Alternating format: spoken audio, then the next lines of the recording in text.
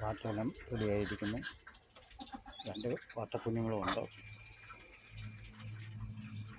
പൂവൊക്കെ രാവിലെ എഴുന്നേറ്റ് വൃത്തിയാക്കി എല്ലാം അടിപൊളിയാക്കിയിരിക്കുകയാണ്. ദിവസം ഇതുപോലെ ചെറിയൊരു വരുമാനം ഉണ്ടാക്കണം. ദിവസം രാവിലെ കൂടൊക്കെ വൃത്തിയാക്കി നല്ല അടിപൊളിയാക്കണം. ഇല്ലെങ്കിൽ പ്രത്യേക സ്മെല്ല് വരും.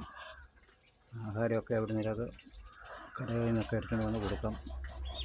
ദിവസവും ഇത് വൃത്തിയാക്കിയില്ലെങ്കിൽ കൃത്യം വാഴ വരും. ദിവസം 2 നേരം 1 നേരമെങ്കിലും വെള്ളം മാറണം. വെള്ളത്തിന് ചെറിയൊരു ടാങ്ക് കൂടി ഉണ്ടാക്കണം. പിന്നെ വേസ്റ്റ് കൊണ്ടിടാനുള്ള സ്ഥലം ഒപ്പിക്കണം. ഇത്രയൊക്കെ ചെയ്ത് കഴിഞ്ഞാൽ സ്വന്തമായിട്ട് ചെറിയൊരു വരുമാനം ഉണ്ടാക്കാൻ പറ്റും. ചെറിയൊരു 2 പാത്തക്കുഞ്ഞുമുണ്ട്.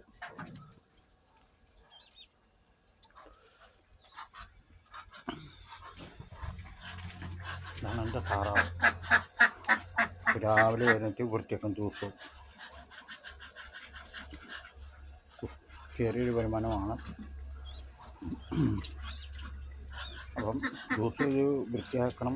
പിന്നെ ഇതിൻ്റെ വേസ്റ്റിൽ നിന്നും പൈസ കിട്ടും.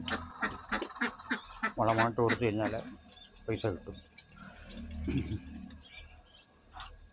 ഇതിൻ്റെ വേസ്റ്റ് കൊണ്ടിട്ട് കൃഷി സ്ഥലത്ത് കൊണ്ടിട്ട് അതിൻ്റെ ചാരവും മറ്റുള്ള വേസ്റ്റുകളെല്ലാം ഒന്നിച്ച് മിക്സ് ചെയ്ത് എടുക്കുകയാണെങ്കിൽ നമുക്കിത് കൊടുത്താലും പൈസ കാണും. അയാൾ താറാവിനുള്ള വെള്ളം മാറ്റി പുതിയ വെള്ളം വെച്ചു. ശരിക്കും ചുമക്കുകയാണെങ്കിൽ വേറെ വെള്ളം മാറ്റും. തൊട്ടപ്പുറത്തൊരു വേസ്റ്റ് കുഴിയും വേണം. അപ്പോൾ വീട്ടിലിരിക്കുന്നവർക്ക് ചെറിയൊരു വരുമാനമാർഗം. ദിവസവും വൃത്തിയാക്കില്ലെങ്കിൽ സ്മെല്ലടിക്കും. അങ്ങനെയാണ് വളർത്തുന്നത്.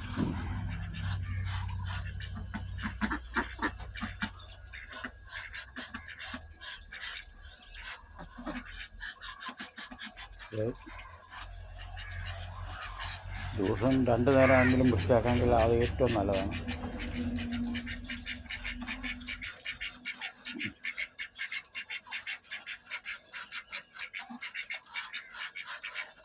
സമയം 7 മണിയായിട്ട് വൃത്തിയാക്കിയതാണ്.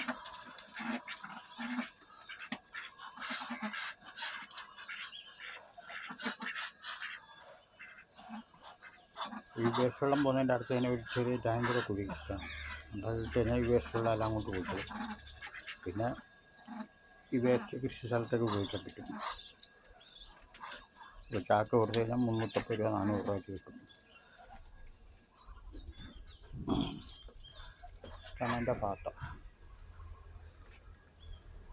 2 കുഞ്ഞുങ്ങളുമുണ്ട്. 4 മുട്ട വച്ചതാണ്. 2 കുഞ്ഞുങ്ങളെ കിട്ടുകയുള്ളൂ.